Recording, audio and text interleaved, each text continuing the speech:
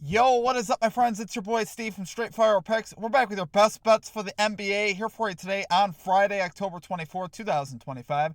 We got your NBA player props, spreads, totals, predictions as always. Let's lock in and get this sweep today in the NBA. Well, my presence isn't real. It's another bad one like this is scale. It's straight fire. All my bets straight from. You're in the house that cab made now. Straight fire. As always, my friends, if you guys are new to the channel, make sure you guys hit that like and subscribe button for me. Always appreciate that. We're on the road to 10,000 subscribers. Appreciate all of your guys' support as always. Let's have a massive NBA Friday. Super excited about this slate and to get after it. We're raising our units up from a half unit to a unit. We've been on a nice run to start the NBA season, so I'm feeling pretty good now that we're a couple days in. Like I said, we're going to raise those up to a full unit today, all of our plays. So doing a quick recap, though, from yesterday. We ended up going 3-1, plus 0.79 units. Obviously, because we were doing half units, it wasn't our biggest day ever, but we still kept the train moving. Really nice reads last night again. We had the Pacers plus 7.5 on the spread. They cashed that. That game goes to double overtime. Really fit the metrics that I wanted, though. I mean, they almost could have blown the spread at the end. But if a game goes to double overtime, that really fits what we wanted it to fit, which means they were very competitive throughout that game, had leads at various points throughout. So they played really well. Chet Holmgren under 1.5 threes. That cashes easily. He finishes with 0 threes. And then Aaron Gordon over 22.5 PRAs. He had 25 points in the first half. He hit 7 threes in the first half. Hit like his first 8 3-point shots. That was the easiest cash you'll ever have. So I love that. Really fit what we expected now with him taking on more of the volume now with no MPJ there. So love to see that. Our only miss was Brandon Podziemski over 12.5 points. This dude had 11 points at like the 8-minute mark of the third quarter. So we had the whole second half for him to just get one bucket and he couldn't get it done. That was obviously very hurtful. But for the most part, guys, I felt great about the reads once again. I was really excited about how the night went. Most everything played out the way that I wanted it to, and pretty sweat-free for the most part as well, which we love to see that. As far as our comment cappers, had a couple good call-outs here in the chat. We had Samir VP calling Brandon Mathurin over 5.5 rebounds. He also mentioned taking his double-double, which was plus 600. That cashes as well. So that was a great call out there from Samir. We love to see it. And then Lit Picks calling the Denver Nuggets team total over 115.5. That cashes as well. Great call-outs once again from our comment cappers. If you guys want to participate in that program, just drop your favorite pick down below in the comment section. Put a star on asterisk next to your pick, and we'll include your pick in our next video if it hits. One other thing, just check out the pinned comment description for any links you guys are looking for here around the channel. Membership, merchandise, social media links, all down below. They're in the pinned comment description, so make sure you guys check that out. Without further ado, my friends, let's get after it today and get a sweep here in the NBA. Let's get right into our picks. At number 1, we are going... Boy, I gotta read here, guys. My screen is fading out. I mean, what is going on here? We are going... One moment. I apologize, guys. It's about as raw as it gets. You guys are seeing the full raw of Steve here. We are going Derek White. Over 29.5 PRAs here for the Boston Celtics. We're going minus 108 odds here on FanDuel. Risking a unit here. So like I said, we're upping our plays to a unit here. We took Derek White's line the first game at 30.5. They've dropped it now down for this matchup versus the Knicks. There's part of me that actually likes this more. Where I can see Derek White actually being relied upon even more in a big game. And playing a few more minutes than he did there in the first game. Really didn't play crazy minutes in the first game and still cashed. So if that's, to me, that's really his floor as far as minutes. He played around 30 minutes. That's really his floor. I think he's going to play a little bit more, obviously, in this one against the Knicks. It's a big early season divisional game at the Garden. I'm expecting Derek White to play big minutes here tonight. He's our favorite player to bet on, guys. He's been so good to us this season. Obviously, he cashed in the first game. But we talked about in that analysis of the first game how no Porzingis, no Jason Tatum now. It makes a big difference as far as Derek White's volume. He's going to get a ton of volume. He's going to continue to get the volume. He shot the ball a ton. Didn't even shoot the ball well the other night. I believe he was 6 for 17 from the floor. So there's a lot of room for improvement here for Derek White. I expect him to have a better shooting game at some point. He's a very good player. He really didn't even do that crazy much in the rebounding and assist department either. So I think there's a lot of ceiling here left on Derek White, and that was really my point in the first game. I think his PRA line should end up in the mid-30s, and I still feel that way after the first game. He has to shoot. He has to score. Like I said, with the loss of Porzingis and Tatum, expect this guy to still put up a lot of shots and to get a lot of volume. I very much expect that here in this one. Like I said, you got Baikita, in the lineup here for the Celtics. He's not going to give you a ton of offense. Obviously, no Porzingis, no Tatum. Like I said, at some point, if his lines are going to be here, this is actually matchup proof for me. I don't even care who he's playing against. Knicks are 11th as far as rankings and PRAs allowed to point guards, but like I said, I don't really care too much about that. That's not really what I'm focused on. I'm focused on the amount of volume that Derek White's going to get and the type of game that it's going to be. It should be a competitive game. Obviously, here with the Knicks, big divisional game. Celtics are still the Celtics. Celtics still have a lot of talent on their team. They should be able to keep this one close. And obviously, White is going to be a big guy that keeps that close. So, love it there, guys, for number one pick. We're going Derek White over 29.5 PRAs here for the Boston Celtics, minus 108 odds on FanDuel. Okay, and at number two, we're going Emmanuel Quickley, under 2.5 threes here for the Toronto Raptors. We got plus 117 odds on DraftKings. So let me first say I love the value that we're getting here.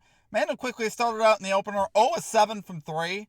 So he hasn't hit a three yet this season. But also in this matchup, I see his overall volume decreasing throughout the season as far as from three. Now with Brandon Ingram in the lineup to go along with R.J. Barrett quickly, that's a lot of shots. A lot of shots that got to go around. And Ingram, likes to shoot quite a bit.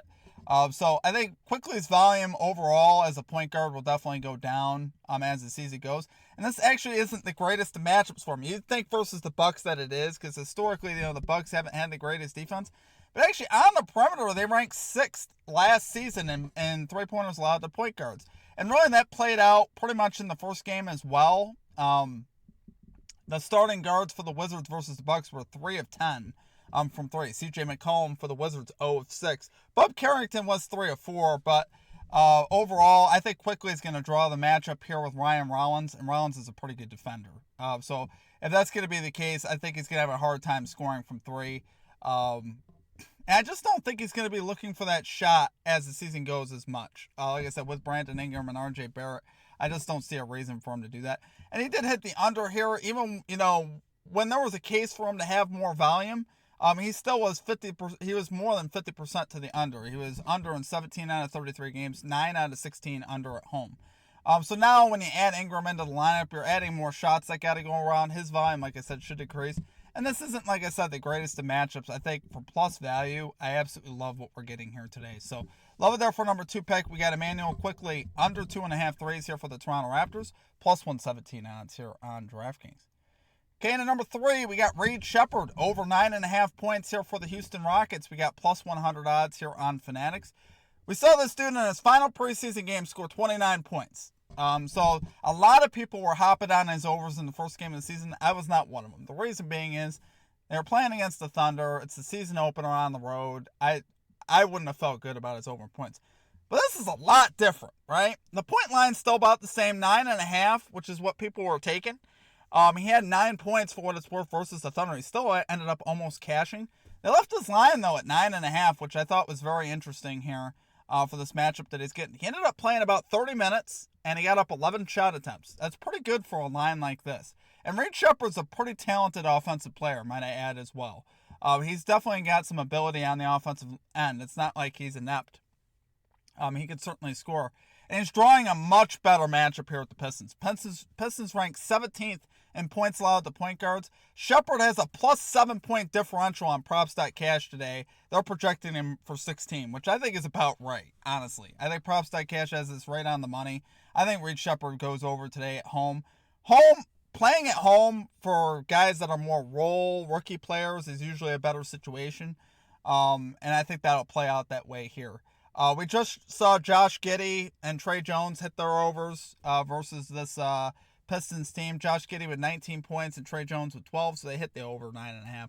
Trey Jones was more the guy I was looking at, though, because he doesn't get like a ton of volume, and he still got 12 points there. So I think Reed Sheppard could pour in 10 points here. I think this is really where the matchups are really good on the floor as far as versus this Pistons team, and I think Reed Sheppard could get his 10. So love it there for number 3 pick. We got Reed Sheppard over 9.5 points here for the Houston Rockets, plus 100 odds here on Fanatics. Okay, and finally, at number 4, we are going with the Memphis Grizzlies. Minus 2.5 spread here versus the Miami Heat. Minus 110 odds on DraftKings. Now, honestly, there's one big thing I'm looking for here. I'm looking at the Miami Heat right now thinking, boy, they're dealing with some distractions. Terry Rozier just got arrested for gambling fraud. Obviously, that impacts their organization. Terry Rozier was a Miami Heat guard. So that impacts, who knows, as far as what... as far as if they get calls from the FBI or not, because obviously Rozier was a part of their organization, is now a part of their organization, and he just got arrested for this gambling operation. That's a huge distraction for this team. It's the same with Portland today. I thought about fading the Blazers as well. These are big things, guys. These are big distractions, and they're not exactly vibe boosters in any sense of the word. It's gonna be hard for a team, to not let that become a distraction. So I think very much there's that. The Grizzlies are playing at home in a low spread. Ja Morant is questionable. A little concerned about that. But even if Ja doesn't play, I really do like this Grizzlies team. I always have. They always seem to find a way. They have a lot of role players that can contribute. Even if Ja isn't in the lineup, sometimes they're even better without him in the lineup. Sometimes. I would like to see him in the lineup today. It would definitely make me feel better if I saw Ja in the lineup today. But I'm still comfortable rolling this without Ja if that is the case. He's listed as day-to-day questionable. Not sure if he's going to play or not. We saw the Heat, though, in the first game lose on the road versus the Magic, 125 to 121. Grizzlies are pulling out a 6-point win on the road versus the Pelicans. So far, I like the grit that we saw from the Grizzlies in the second half. They trailed by double digits there versus the Pelicans. Ended up coming back and winning that game, so I like what I saw there. They were pretty solid against the spread home team last year, 23-21 ATS. The Miami Heat 19-24 on the road against the spread. So I think here, and if you look at last year, the Grizzlies won both games versus the Heat by 34 by 2. The one by 34 was obviously at home. So I think because this is at home, I really do like the Grizzlies here, guys, to get this done and cover. Especially with the distractions right now down in Miami. Give me the Memphis Grizzlies for number 4 pick. Memphis Grizzlies minus 2.5 spread, minus 110 odds on DraftKings. And then, guys, of course, our for the Sweep Parlay valued at plus 1424 odds on DraftKings, risking 0.20 units today because we did up our unit count. I think I really like this parlay today. Obviously, we can make over 3 units if we can get this done. So hopefully, obviously, that comes in there. Outside of that, guys, that is going to do it for me. Sorry the video is a little bit later, but outside of that will do it for me, guys. I hope you guys have a great rest of your day. Drop your favorite pick below, and we will check you guys all tomorrow. Peace out.